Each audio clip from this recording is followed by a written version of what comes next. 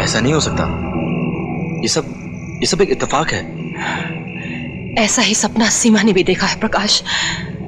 उसके हाथ पे भी ऐसा ही निशान है।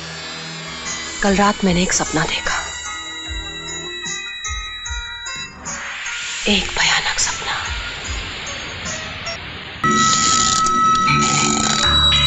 अनीता,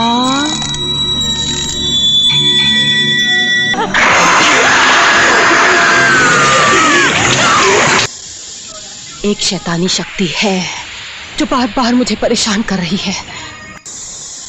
तुम्हारी इस बेटी और उससे वास्ता रखने वाले हर एक व्यक्ति को इस काल की बलि चढ़ाएगा, और इसी काल के चक्रव्यूह की वो रचना जो तुम सबको एक साथ मौत के मुंह में ले जाएगी कहलाएगी महाकाल।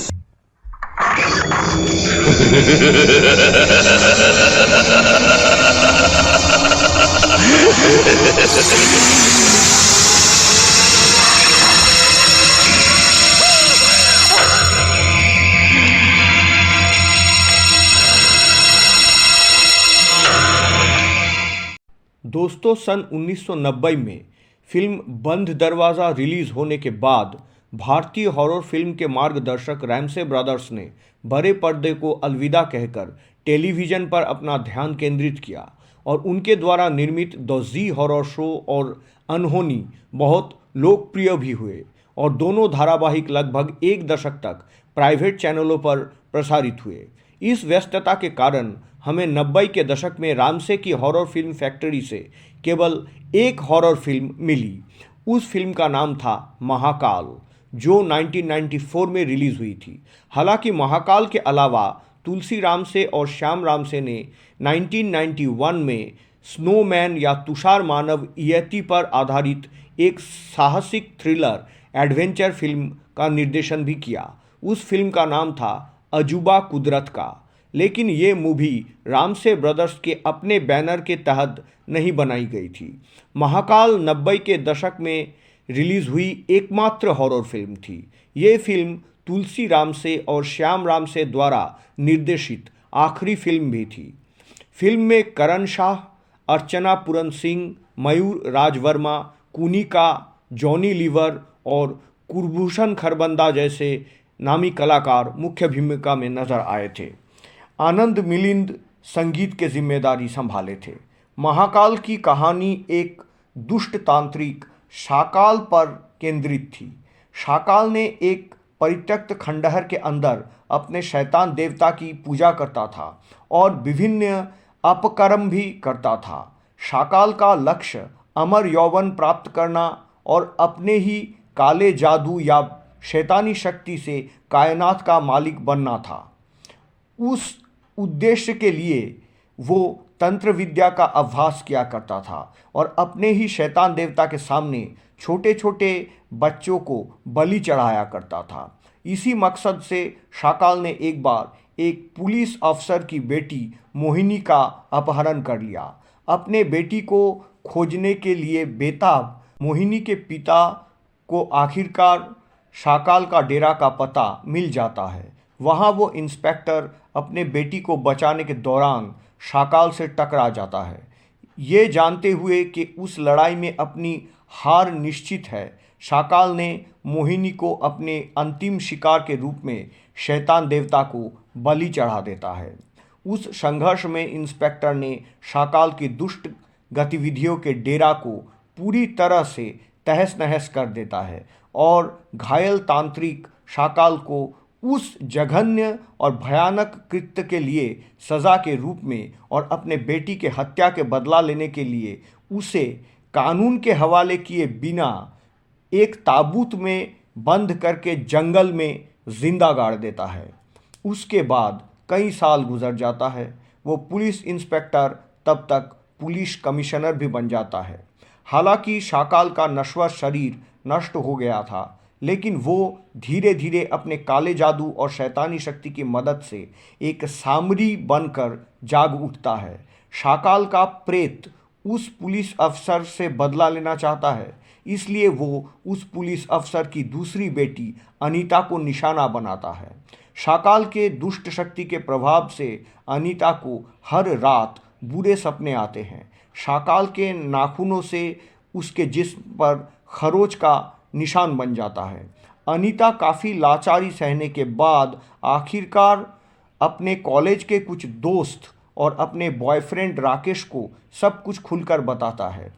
पहले पहले अनीता के माता पिता को ये लगता है कि शायद ये अनीता का कोई मानसिक समस्या है, लेकिन बाद में उन्हें एहसास होता है कि कोई बुरी आत्मा या ताकत उनके बेटी को नुकसान पहुंचाने की कोशिश कर रही है। शाकाल का प्रेत पहले अनीता को सपने में डराता है और फिर हकीकत में उसे मारने की कोशिश करता है। एक के बाद एक अनीता के सभी करीबी दोस्त सामरी शाकाल के कहर का शिकार बन जाता है। इसमें से एक कत्ल का इल्ज़ाम में अनीता के एक दोस्त परम भी फंस जाता है। अंत में अनीता के पिता अनीता और उसके प्रेमी प्रकाश को पिछले सभी घटनाओं के बारे में खुलासा करते हैं। प्रकाश अनीता और उसके परिवार को हिम्मत देते हुए अनीता के साथ निभाने का वादा करता है। फिर शुरू होती है अनीता को शाकाल के प्रकोप से बचाने की लड़ाई।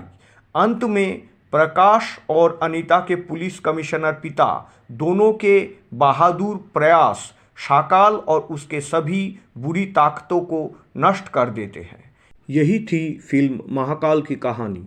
दरअसल ये film nightmare on the Elm street नामक एक अंग्रेज़ी हॉलीवुड मूवी की आधिकारिक रीमेक थी जो 1984 में रिलीज़ हुई थी। अंग्रेज़ी फिल्म इतनी लोकप्रिय हुई कि इसका सीक्वल भी बनाया गया था। 70 और 80 के दशक के तुलना में 90 के दशक में फिल्म निर्माण की टेक्निक और ट्रीटमेंट में बहुत बदलाव आ गया था, लेकिन रामसे ब्रदर्स ने फिल्म महाकाल के निर्माण और ट्रीटमेंट को 70 और 80 के दशक के अपने हिट हॉरर फिल्मों की तरह ही रखा, जिसे टिपिकल रामसे ब्रदर्स शैली कहा जा सकता है। जिस तरह से फिल्म की कहानी दर्शकों के सामने पेश किया गया, उसमें एडिटिंग इस फिल्म का सबसे अहम हिस्सा था और एडिटिंग का काम बहुत अच्छा किया गया है। हालांकि रामसे ब्रदर्स की पुरानी फिल्मों में लाइट्स एंड शेड्स का काम ज़्यादा अहमियत नहीं रखा था, लेकिन इस फिल्म में लाइट्स एंड शेड्स के काम को अहमियत दिया गया था। रामसे ब्रदर्स के अन्य सभी फिल्मों की तरह महाकाल भी एक मॉन्स्टर बेस्ड हॉरर फिल्म थी। मॉन्स्टर का मेकअप काफ़ी अच्छा था और फिल्म के हॉरर सीक्वेंस भी अच्छे थे। हालांकि कॉमेडी के नाम पर जॉनी लीवर के फिजूल खर्ची ने झुंझलाहट पैदा कर दी। इसे थोड़ा कम होना चाहिए था। एक्शन और गीत ये दो विषय है जो रामसे ब्रदर्स के हॉरर फिल्मों में बहुत महत्वपूर्ण होता है। इसके अन्यथा इस फिल्म में भी नहीं हुआ। इस फिल्म के एक्शंस काफ़ी अच्छे हैं, सेट्स डिज़ाइनिंग काफ़ी अच्छे हैं और आनंद मिलिंद के धुन पर कुमार शानू और अलका याग्निक द्वारा गाया गया एक मेलोडियस गाना मैं खुशनसीब हूँ कि तेरा प्यार पा लिया, ये तो लाजवाब है।